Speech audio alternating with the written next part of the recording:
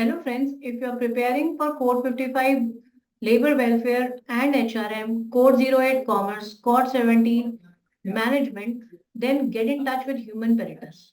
Human Peritus is having vast past experience of more than 14 to 15 years in teaching these subjects. शुरू करते हैं अपना आज का वीडियो। आज के इस वीडियो में हम contract labour regulation and abolition act 1970 की एप्लीकेबिलिटी के बारे में जानेंगे। So let me share my screen with you. So Contract Labor Act is an act which was enacted on 5th September 1970 but was made effective on 10th February 1971. So चलिए देखते हैं इसके applicability provisions क्या है। So basically this act is applicable to establishments employing 20 or more workmen on any day of the preceding 12 months as contract labor. So principally Contract Labor Act दो लोगों पर applicable है।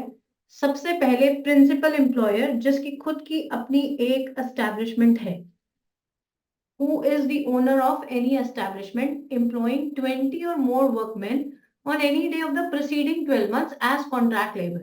तो अगर प्रिंसिपल एम्प्लॉयर अपनी establishment में कोई भी काम कॉन्ट्रैक्ट लेबर से ले रहा है और कॉन्ट्रैक्ट लेबर 20 इन नंबर है ऐसे प्रिंसिपल एम्प्लॉयर के पास, तब उसकी एस्टैब्लिशमेंट पर कॉन्ट्रैक्ट लेबर एक्ट एप्लीकेबल हो जाता है।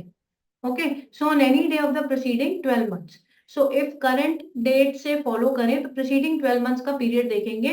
On any day of the preceding 12 months अगर किसी एक दिन भी उसके पास 20 और मोर वर्कमैन ऐसे थे जो कि कॉन्ट्रैक्ट लेबर की तरह काम कर रहे थे या कॉन्ट्रैक्टर के थ्रू हायर किए गए थे, तो ऐसे एस्टैब्लिशमेंट्स के ऊपर कॉन्ट्रैक्ट लेबर एप्लीकेबल हो जाता है, right?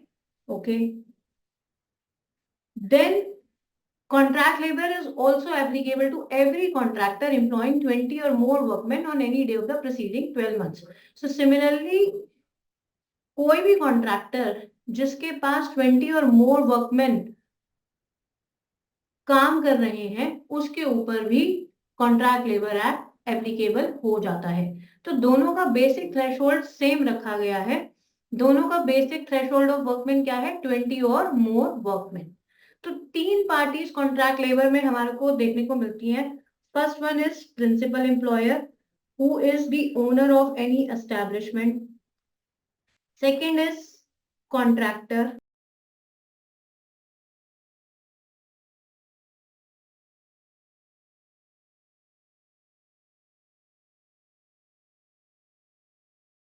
and third one is contract labor.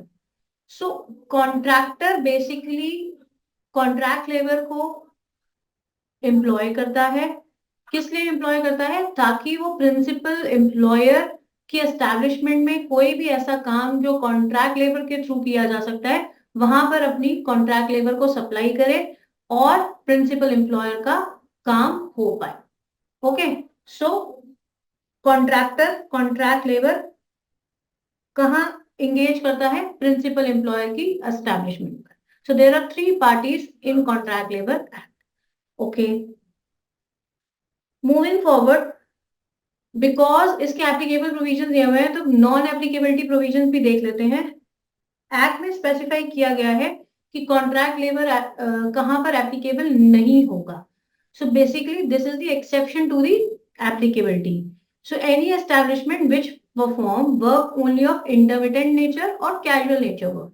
तो इंटरमिटेंट या कैजुअल नेचर वर्क का मतलब है any work which is not of regular nature या इरेगुलर नेचर का काम है, या ऐसा कोई काम which is not perform consistently, like for example tourism industry में, या फॉर एग्जाम्पल केटरिंग सर्विसेज में, या एनी हॉस्पिटैलिटी इंडस्ट्री जहां पर काम इरेगुलर नेचर का है। As and when required labour की जरूरत पड़ती है, लेबर को एम्प्लॉय तब किया जाता है एज एंड व्हेन रिक्वायर्ड। तो उसके चलते उनका जो नेचर ऑफ वर्क है दैट इज इंटरमिटेंट नेचर का है या कैजुअल नेचर वर्क है। तो अगर इस तरह का काम एस्टैब्लिशमेंट में हो रहा है then there is no applicability of contract labour act. Non applicability का मतलब है in that case the employers of such establishment need not follow any of the provisions of contract labour act. ठीक है, अब इसकी भी कुछ एक्सेप्शंस हैं। ये एक्सेप्शन हुई एप्लीकेबिलिटी की। अब इस एक्सेप्शन की भी कुछ एक्सेप्शंस हैं।